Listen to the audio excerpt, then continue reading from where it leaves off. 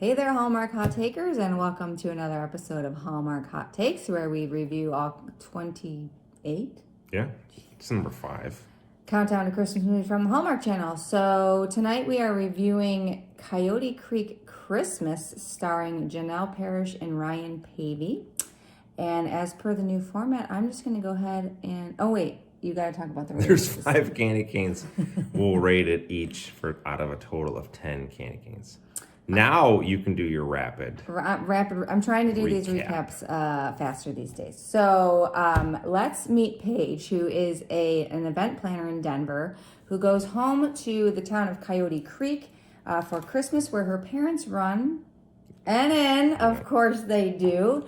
And she is going to find out that her parents have started to scale back this year. They're not doing their big Christmas event. And Paige says, oh, no. Oh, you're doing it. So she takes over the event planning. Well, enter Dillon, who is also a Denver native, sent to inspect the inn in advance of a purchase from his development company that him and his brother are partners in. They have investors. And the parents are all in on the sale. They want to go travel and do all this other stuff. But they ask Dillon not to tell Paige why he's there because they haven't told her yet.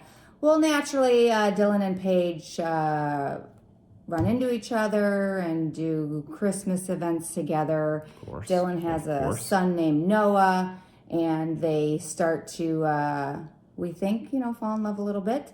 And then the hammer drops that he's there for the sale, and Paige gets really mad, and then he leaves. And then he comes back because what was going to happen was they were going to redesign the inn or tear it down. But he said, no, you're not going to tear it down. We'll just redesign it. And not until I approve the changes will I sign off on the sale. So he gets his partner to agree. They fix it all up. He comes back for the big event. They confess their feelings and kiss. And that is Coyote Creek Christmas. It's pretty good. That was a 2-minute recap. I think that's great. All right. Well, stay tuned for the rating. Yeah, ratings. Okay, so let's review this movie. So you're going first? I'll start off, and I'm going to start off with my likes for this movie. I like that they didn't make the development company like this evil corporate thing who was coming in. And it was clear that the parents wanted to sell. They weren't in financial ruin. They just wanted to go and they wanted to go travel. They wanted to go they were running an inn is a lot of work, and they just didn't want to do it anymore. So I like that aspect of it. That was good. Ryan Paevey. I really like him. I liked him in this movie, and he was, I think, he had a really good line because Paige was kind of rude to him because he's kind of like a roving guy. Him and Noah, they don't stay in one place for too long because of the nature of his job. And she's like, well, don't you ever have a place you want to call home? And he says, why can't home be someone instead of a place? And I'm like, you know what? That's right. Yeah. His son is his home. And I like the idea that in this movie, I called it when they needed extra space for all the extra guests who were coming to spend the last Christmas at Coyote Creek Inn. I'm like, and he's like, oh, I'll take not Ryan, that's the actor's name. Dylan was like, oh, I'll take care of it. I know some people. I'm like, he's calling in some yurts. And wouldn't you know, he called in some yurts. It was great. You did it up. I also like the chef. Yes, the chef was great. Those were my likes. What about you? Okay, not a lot of likes there. So what I liked was she had Christmas tree standards. So when she went to get her Christmas, she knew what she wanted. So she went there. She said, I need a 7.5-foot tree, so many needles, inch needles. She even brought ornaments to test to make sure that it was strong enough. Yeah. Which I thought was great. There was gonna be no surprise when she got that tree back that it was perfect for what they needed. Thought that was fantastic. She brought a tape measure. Was it a marmot? The marmot. The marmot. Charlotte the marmot. Charlotte the marmot. So this town, big thing about this marmot, which is kind of like a rodent of some sort. Squirrel, yeah. It's a Christmas thing, and they have this fake not stuff, but it's like a toy, right? Like a statue, like a statue marmot. And you find it, and you have to hide it. And when you hide it, you add another Christmas item article, clothing or something. So I thought that was great. I liked the marmot. I thought he was great. Like, he was great. Dillon? Yeah, fantastic. I like David. Or Dillon. David, Ryan, yeah. whatever his name is. Yeah. And then, I like how he threw in at the end, he wanted to know what kind of eggs she liked. So that was fantastic. Innuendo there. That was great. How about dislike side? What? There wasn't many likes. Listen, but how many what dislikes did you have? I gotta be honest. I kind of hated this movie, and I have a lot of dislikes. In the beginning of the movie, so Dillon is partners with his brother Jack, and Jack is asking him to go and cut his Christmas trip short so he can go to Coyote Creek and check out this place. And right, Dillon was like, oh, well, I don't know if we get this other acquisition, it's going to take more time away from Noah, and we're not used to going after these bigger properties. And his brother was like, well, if we don't go after this, then you're going to have to do more field work, and that's going to be even more time away from your son. You'll never see him again. There's like a lot of emotional blackmail in this movie. Like, Noah, the kid, is constantly so that part was great. So he had like rushed to go do it, and he gets there, and they're like, "Oh, I thought you were coming next month." Right. So like, there was no like urgency of him having to be there. Like his brother just set him up for it because like the Parkers had they weren't expecting. They're like, we're gonna deal with this crap in the new year, right? And no, so like he didn't have to go. Right. Like, Paige, super annoying. Her emotional. I don't even know what to say. She acted like a child for most of the movie. And so once she found out that he was there to, assist with the sale, she gets really mad at him for never telling her that that's what he was there for. But the reason he didn't tell her is, number one, it wasn't his place. And number two, her parents specifically asked him not to because they wanted to tell her themselves. And the parents annoy me because just man up and tell her. Like, why are you keeping this a big... Oh, we don't want to ruin her Christmas. She's a grown woman. She can handle it. She's a grown woman. And they were going to sell it from underneath her. Like, what are they going to say? Oh, yeah. And, like, next Christmas she goes and they're not there. Like, well, I don't think it's going to go that far. Sold and you didn't get a say in it. The movie was super predictable. So when they were talking about how, they're going to repurpose it, like at first they're like, oh, well, we're just going to bulldoze the whole thing. I'm like, no, you're not. This is a perfectly good building. They would never tear the whole thing down. No developer is going to do that to a perfectly good, non-functionally obsolescent building. Learn some stuff about real estate, people. And they didn't use any hotel terms. I didn't like it. No occupancy, no ADR, no nothing. Not gonna get didn't past like Paige. Too much manufactured drama. Noah wasn't cute or precocious. He was just kind of annoying. So those were my dislikes. I started to like Noah, and then he got incredibly annoying. Like, he started out, and I'm like, okay, this kid's gonna be good.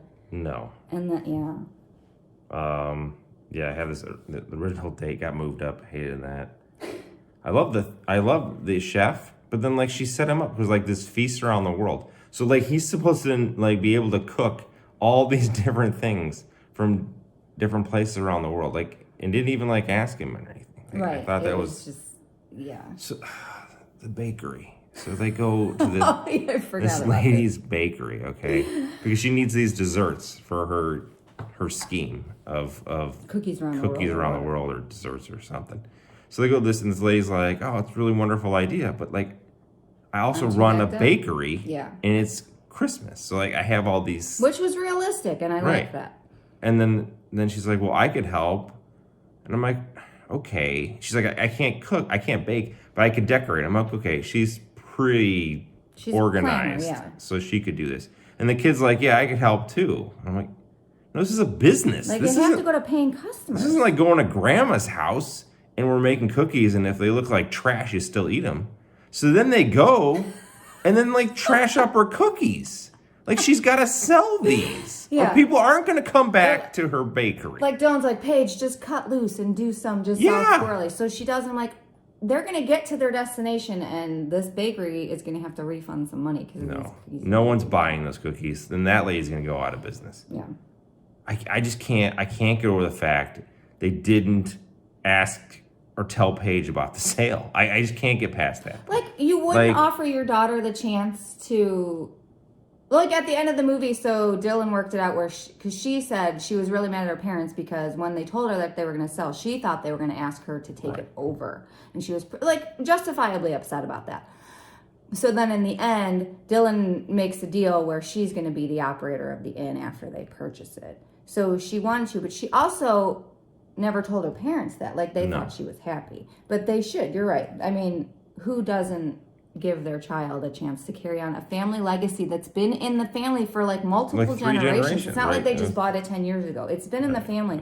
Like they said, like her great grandparents. Yeah, it was a great mom did it. Yeah, I love Dillon. She'd be so much work. Like this lady would be a roller coaster. Like you wouldn't know if she's coming or going. I hate you. I love you. You don't need this, especially with a kid. Like that's what you need to bring in, some crazy woman like this. Like, geez, Dillon, ridiculous. Oh man. All right, let's get right to it. Let's get to some candy canes because I'm sure this one's got tons of them. All right, my candy cane rating. Yes. So, just be clear, we can give half candy cane ratings. Yeah. So the only thing I liked about this movie was Dillon. I liked Ryan Paevey's portrayal of he's just the guy trying to be a good dad, and I really did like that about the movie. But there was too much manufactured drama. It was super predictable. I didn't get any Christmas feels or really any romance, and I'm just gonna give this one candy cane. One candy cane. One candy cane. I didn't like it. No. It was. Ryan Paevey deserves better than this. He does. I liked him. Why would they give him this one? Like the writing was just not good. Or like, hey, let's just give you this one, and he's like, really? This is the one I got this year? He tried to make it he did work, but like I wish I could give candy canes just based on his performance and about him, because that'd be a different scale of candy canes. What is your candy cane rating for this movie? Because Ryan doesn't get his own unless you want to start a I can't believe coming off of the last one something would be worse. I agree. We had such high hopes. But I will also echo a one candy cane. 2 candy canes. So it gets 2 candy canes. So this is at the bargain basement Hallmark Hot Takes hell of candy cane ratings right now. This is 2 the candy cane hell. Stay tuned for previews, man. It's got to get better, right? I hope so. All right, so if you're still with us after that debacle, let's preview the next movie. You think they stopped after 12 minutes and not finished the last minute? Maybe. They might say, to hell with this. The Christmas sale is... All aboard. The Christmas sale. It's not a train. Well, you get all aboard the ship, right? Okay. It's all aboard is a train connotation. I'm thinking like a cruise ship. I don't know. Well, viewers, you can weigh in if you feel the need. So, The Christmas Sale is starring Katie Sackhoff, Patrick Sabangui, and Terry O'Quinn.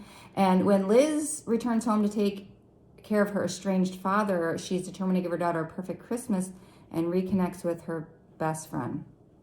I think it says strange father. No, it sounds like a real barn burner of a movie. So I hope it's going to be a redemption. So.